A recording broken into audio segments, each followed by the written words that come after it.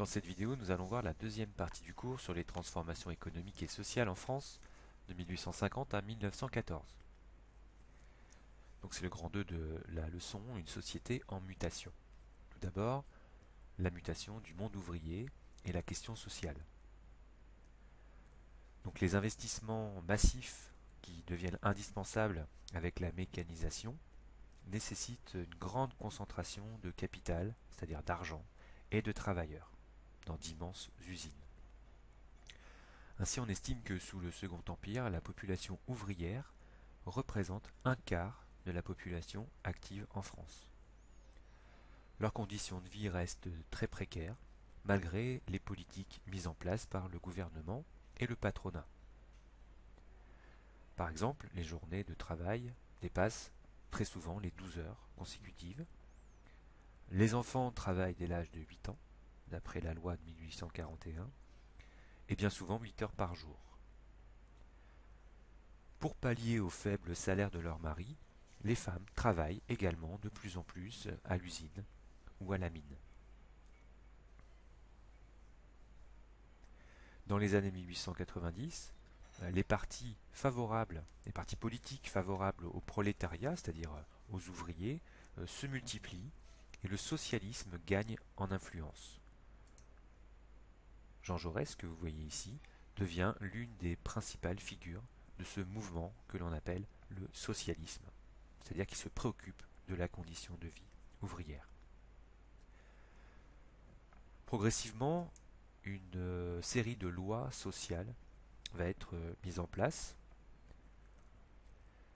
Vous en avez ici quelques exemples que vous pouvez noter sur votre fiche de travail.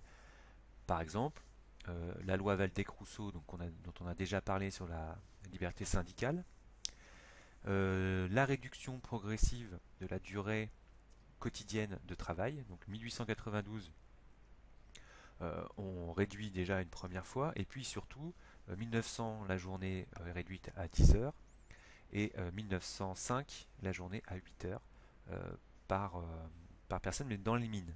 Et cette revendication de la journée de 8 heures va être quelque chose de très important pour le monde ouvrier, la revendication de limiter le nombre d'heures travaillées.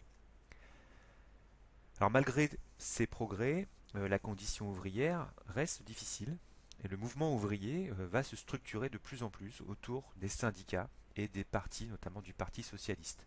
Donc le gros syndicat français de la fin du 19e siècle, c'est la CGT, la Confédération générale du travail, qui est fondée en 1895, donc c'est le premier grand syndicat en France. Et puis le Parti socialiste va porter les revendications des ouvriers.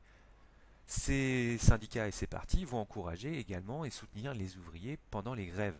Donc on va avoir, fin du 19e siècle et début du 20e siècle, un nombre de grèves qui va augmenter, vous pouvez voir sur ce graphique, avec globalement plutôt pas trop de succès dans ces grèves parce que le patronat est très puissant. Donc vous voyez ici, on a à peine un quart des grèves qui sont menées qui aboutissent aux revendications des ouvriers.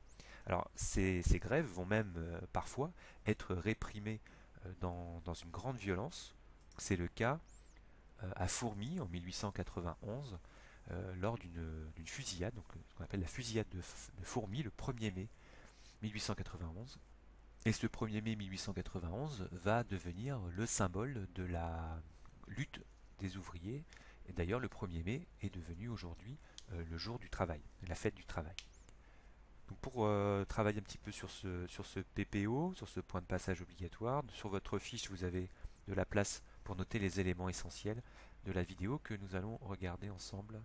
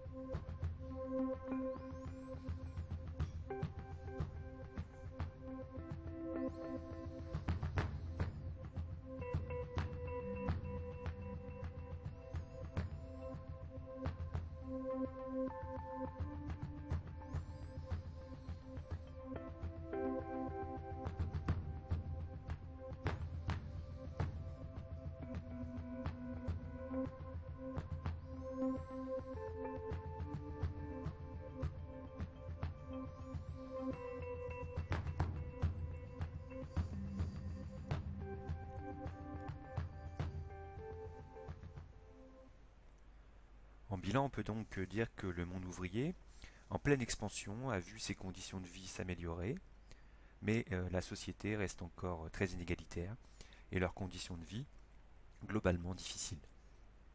Le monde rural connaît également de profondes mutations, que l'on va voir dans un second temps. Donc les mutations et difficultés du monde rural. Donc entre 1848 et 1870, la population rurale reste très majoritaire. Environ 70% des Français vivent à la campagne en 1866. Les traditions perdurent, mais la modernisation des campagnes est néanmoins une réalité. L'État modernise, soutient l'aménagement et l'assainissement des zones rurales, le développement de la viticulture, mais cela bénéficie bien souvent aux propriétaires. Les ouvriers agricoles partent souvent tenter leur chance en ville, et c'est le début de l'exode rural. Vous pouvez voir cette carte, page 197 de votre manuel, qui illustre donc avec les flèches en vert l'exode rural des campagnes vers les villes, mais aussi de plus en plus l'attractivité parisienne. Paris devient vraiment le pôle industriel français. Donc les paysans se transforment souvent en ouvriers pour aller eh bien, répondre aux besoins de main-d'œuvre dans les villes avec les usines géantes qui se construisent. En 1914, la France compte environ 56% de ruraux, dont 8 millions environ d'agriculteurs. Cette agriculture, elle est inégale. Et d'ailleurs, l'agriculture française aujourd'hui comporte encore l'héritage de cette période de la fin du XIXe siècle. Donc une agriculture inégale. Le nord et l'est de la France sont dominés par de grandes exploitations céréalières mécanisées avec des tracteurs, des engrais chimiques, etc. Alors que le sud et l'ouest sont marqués par des plus petites exploitations assez peu mécanisées. Les conditions de vie des agriculteurs restent souvent difficiles. La faiblesse des revenus des petits paysans les pousse souvent à aller chercher une activité complémentaire dans des petits ateliers. Donc on voit aussi se développer ce qu'on appelle les paysans ouvriers. Parfois les ouvriers agricoles effectuent des migrations saisonnières afin de survivre. La France a donc vu son économie progresser et la société profondément changer. Cette période de grand progrès technique du Second Empire va se poursuivre durant la Troisième République et elle apparaît souvent comme un âge d'or en France. Ainsi, les 20 ans précédant la Première Guerre mondiale sont souvent appelés la Belle Époque. Cette expression a été construite, forgée a posteriori, en miroir avec les horreurs de 1914-1918. Et cela ne doit pas être pris au pied de la lettre. En effet, ce ne fut pas une belle époque pour tout le monde. La société reste très inégalitaire. En particulier, les étrangers et les femmes sont les grands exclus de cette époque.